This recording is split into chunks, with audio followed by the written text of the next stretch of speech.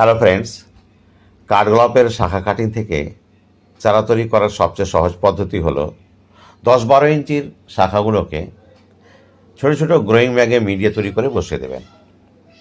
মঞ্জুরি সমেত বসালে 30-40 দিনের মধ্যেই আপনি ফুলও পেয়ে যেতে পারেন। আমি পেয়েছিলাম। আমি এভাবে বেশ কয়েকটি চারা তৈরি করেছি।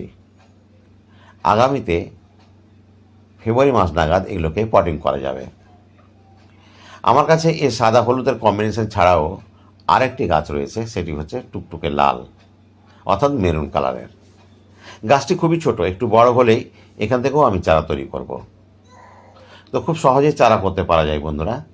যদি আপনাদের এই পদ্ধতি একটুও পছন্দ হয় তাহলে এই টিপসগুলো পেতে আমাকে ফলো দিয়ে পাশে থাকবেন এবং সময় থাকলে একটু শেয়ার করে